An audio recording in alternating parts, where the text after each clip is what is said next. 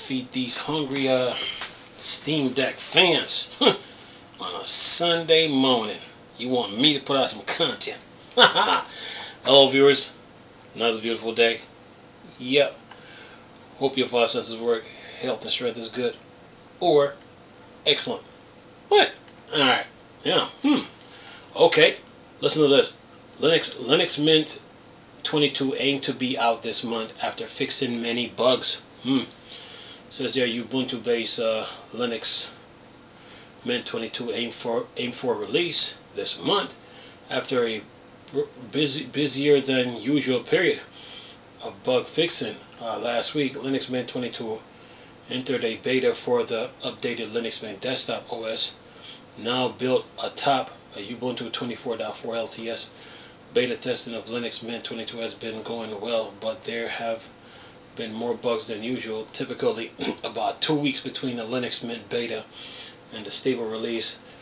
This time may be slightly longer due to increased bug reports, but in any event, it looks like Linux Mint stable is still tracking for a July release. Says here Linux Mint lead developer Clement Liffey in a brief status upgrade as a part of their monthly news experiment. Linux Mint 22 looks like a solid base for the future, but there are many bugs in this beta. Some of the issues are important. More security changes leading to application crashes, HW acceleration playback libs making XOR crash, Flatpak main install issues, etc. So we're really happy to get this feedback before the stable release. We're fixing them bit by bit and sending updates as we go along. It's exciting. The release gets better every day, but it takes time. It's hard to give a precise ETA for the stable release. We will release this month, but this beta phase will take longer than the traditional 2 weeks. Linux Mint 22 pulls in all of the Ubuntu 24.4 LTS package, plus has updated Cinnamon desktop package and more. With Linux Mint these days just jumping between Ubuntu LTS versions, this also means many other changes found in the interim non-LTS Ubuntu releases, like having Pipewire by default and more. So with some luck for Linux Mint debuting later this month. And what else? That is it on the Linux Mint. So look like they're working on some bugs, working on it bit by bit. So a stable release is due, but like the article say, give it time. They're working on it. So yeah. Linux Mint 22, man. Nice little. Yeah, these operating systems, when the bigger they get, the more more beta testing got to be done. So you got to get a stable release. Get a stable release, and then then carry on from there. Let's see, that's it. Alright, now, what else do I have on the Phoronix front here? Let's see what Phoronix got. I saw something about Metro Exodus. I was supposed to get on it. I'm sitting here messing around here. Let's see. There was an article here on. Oh, here we go. It says here, FEX 204 emulator for x86 under binaries on ARM now handles AVX and AVX2. And keep going here. It says here, this month FEX 2407 release has this month FEX 2407 release as the open source emulator for running x86_64 binaries and ARC64 64-bit ARMs is a big one, with now handling AVX and AVX2. FEX 2407 can now handle running games and other applications relying on AV and AVX2 Advanced Vector Extension. So that's Advanced Vector Extension 1 and 2. Says here, plus the emulator can now also handles FMA3 or F16C or BMI1 or BMI2 and VPCL MUL QDQ and VAS instructions. In turns this allow games like Metro Exodus and Crysis 3 remasters to now run on ARM's hardware with the NowFX release. And then it says for efficient AVX emulation on ARM's 256-bit XVE is required. For the other hardware, 256-bit instructions are decomposed into two 128-bit instructions.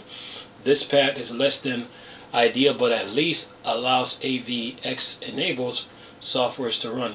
FX 2407 also brings other fixes, performance optimization, and other improvement to this stellar open source projects for opening up x86 software binaries to ARMs efficiently. More detail on the FX 2407 release via fxemu.com. So okay, you emulators, yeah, you got a nice little update with this FX 2407 for Metro Exodus and Crysis 3 remastered. Oh yeah, you Linux gamers are spoiled. Anyway, what else I got on this side? Gaming front here. Okay, let's see, what else we got? Let's see. Okay, neowin.net. What do you have? What do you have? Anything else? Anything else? Oh, see anything else on the gaming front? Going once, going twice. Yep. Yeah, got to keep you guys up to date, you know. Put something out on a week, on a daily basis, you know. Just keep pushing. What's this?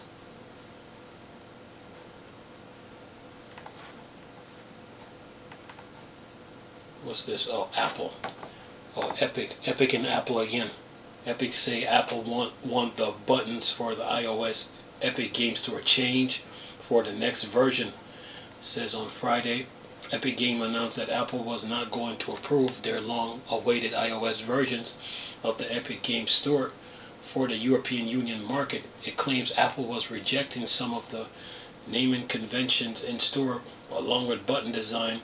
Epic states that it uses names found on other app stores and other platforms, and the buttons on the store are similar to what were found in other iOS apps. It said that Apple's decision to reject the Epic Game Store violates the EU Digital Market Act and plans to inform the EU regulatory body, the European Commission. Last Friday, Epic announced that Apple did a 180 and approved the iOS European Union Epic Game Store. As it turned out, however, that is not quite the end of this dispute. According to the Apple Insider, an unnamed spokesman for Apple stated that while it will allow the EU iOS Epic Game Store to be published for now, the company still claimed that the buttons that are used on the store will need to be changed before the store has to be approved again for the iOS devices.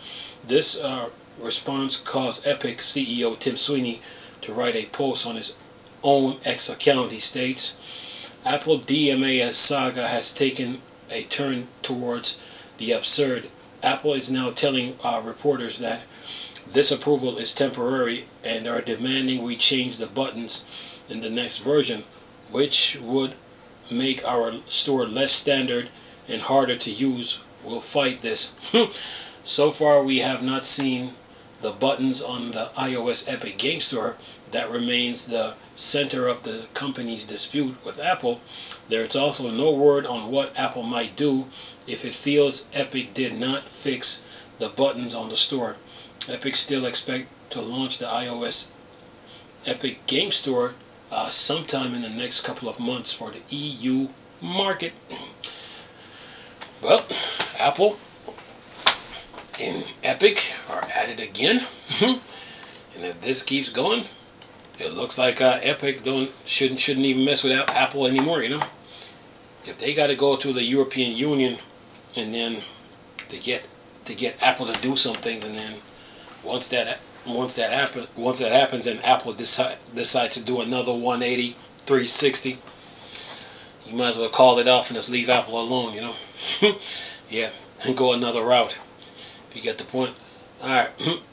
What else? What else we got here on the gaming front? Anything else? Anything else? Okay. Xbox got a new controller. Get the Microsoft Xbox Velocity Green controller for a new low price of $46.99. Yeah. All those controllers Xbox makes, man. $46.99 from where? Where can you get this? Let's see. Oh, from Amazon. Okay. It's a $12 discount from its $58.99 MSRP. So it's a green controller. Analog. 3 buttons, 1, 2, 3 D-pad buttons. Yeah. Xbox. Alright, what else we got on the gaming front? You know I'm joking when I said I gotta put out content on Sundays. You know I'm gonna put something out. But I just do it to get myself going. Anything else? Anything else? Anything else on the gaming? Anything else? Anything else on the gaming? Alright, let's see what PC Games N got. Well, yeah, gotta keep you guys up to date, man. Just gotta do it. Alright.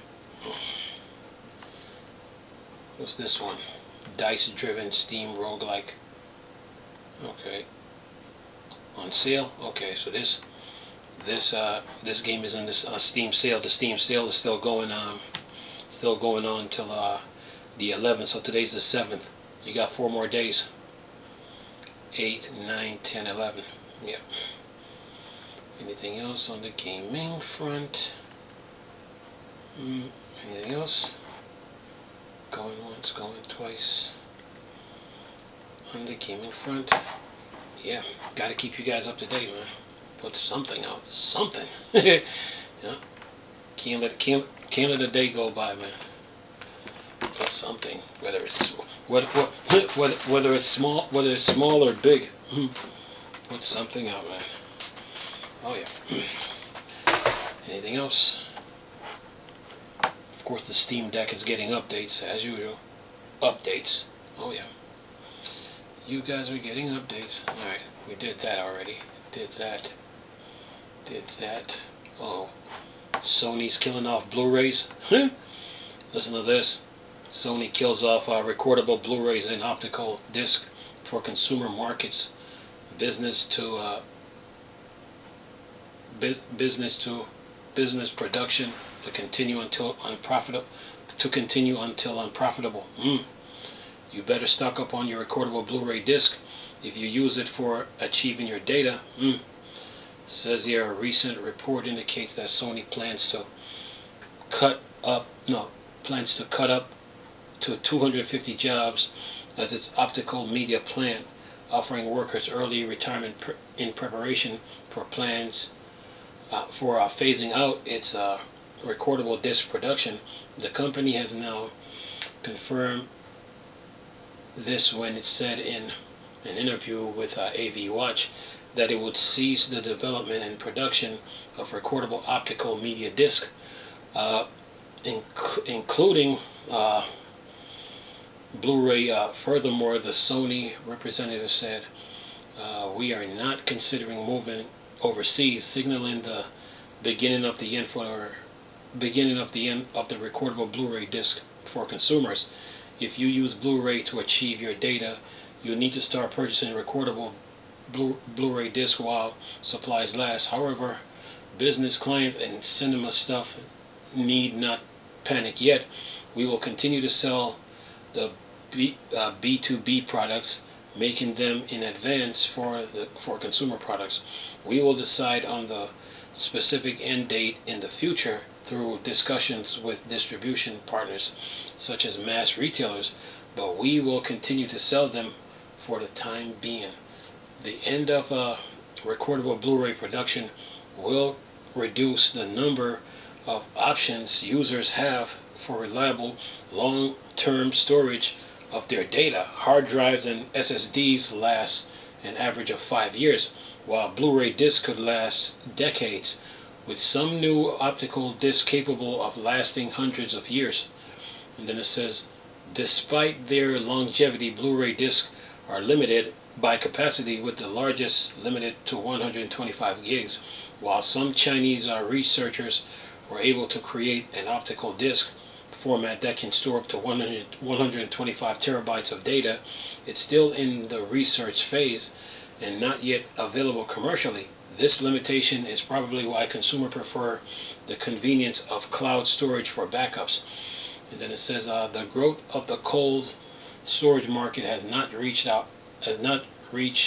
our expectation, and the performance of the storage media business as a whole continue to be in the red, a Sony Group spokesperson said, and we have determined that it is necessary to review the business structure to improve profitability. Even though Sony will retain Blu-ray production for corporate consumers, corporate customers, and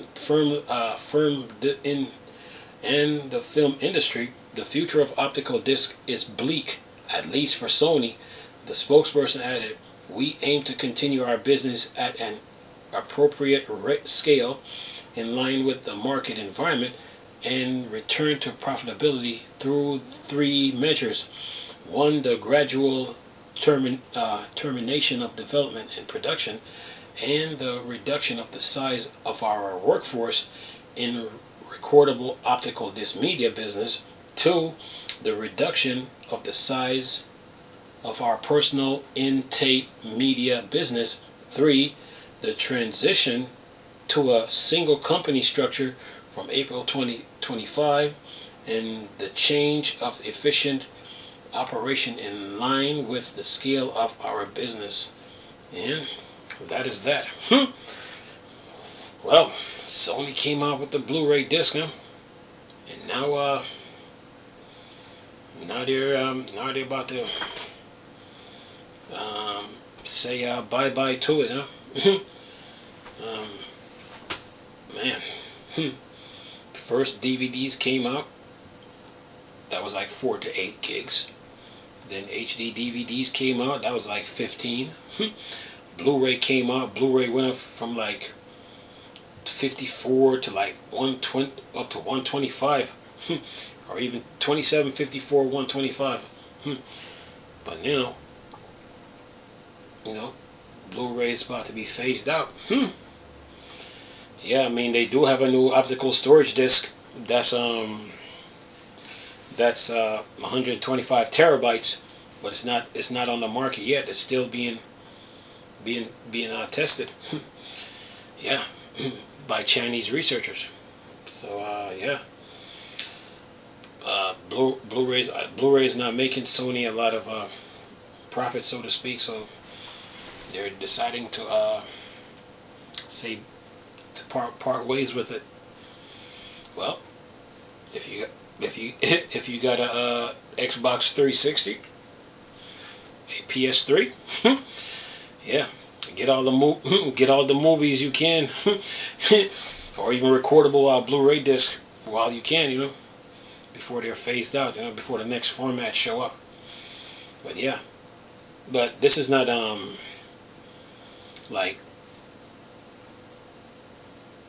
this is not like it's gonna like happen right away. It's just later on down the road. So yeah, but for now, get all your Blu-rays and DVD movies while you can. Yeah, your collection. Whatever movie you're a fan of. Get those movies on Blu-ray and DVD disc before they decide to move on from Blu-ray. Yeah. I remember Sony was the I mean, they were pushing Blu-ray really hard. They really were. But I guess the pandemic had something to do with it. And then of course, you have storage like SSD. I mean, you got SATA hard drives, and solid state drive SSDs. Yeah. Yeah, man. Very, very competitive in that storage market. So, yeah, Sony, they have to, I mean, if they would have increased the storage, okay, fine. But, you know, when you got competition coming from all different angles, and then you have cloud storage, yeah. Yeah, man, I mean, they were really pushing that thing, too. Blu-rays, you know. I remember when the 360 came out. The PS3 had Blu-ray, man. Yeah. 360 had, I think, HD DVD was 15 gigs. But Blu-ray is like 27, 54 and up. So yeah. Yeah, man. Nice format too. You know? But yeah, Microsoft had to use Blu-rays too, you know, switch over. Yeah, but now they're moving on from it. So yeah. Anyway, somebody says, who didn't see this? Who didn't see this would be coming? Question mark. A lot of us didn't. A lot of us didn't. I would say, because when the Blu-ray disc came out, I was thinking that, you know, that was going to be the standard from here on out. But it doesn't look like that's the case now. Now that Chinese manufacturers got an optical disc that can hold 125 terabytes in storage. Yeah, we didn't see it. I didn't see it coming. I'll be the first to admit. Yeah.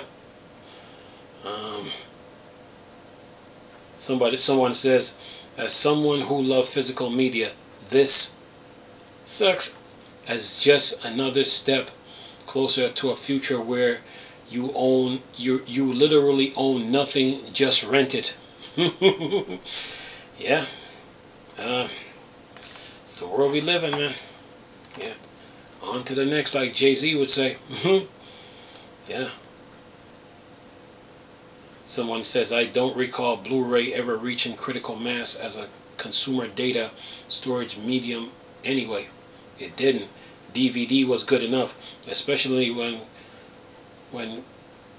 conflated with whatever TV you had. What I need a new TV and need to buy that movie again, no thanks. Yeah. The 360 fans are laughing now too. So yeah, man, it's technology, man. On to the next. Out with the old, in with the new. Yeah. So yeah, people are sending their feedbacks, you know. But yeah, technology for you folks. On to the next. Out with the old and in with the new. Yeah. Anyway. That's the news I got to report on this, though. Hope you guys enjoyed the video. Nice talking to you people again. Chris, still a Star Wars and Star Trek fan for Dark Side. Come on. Peace.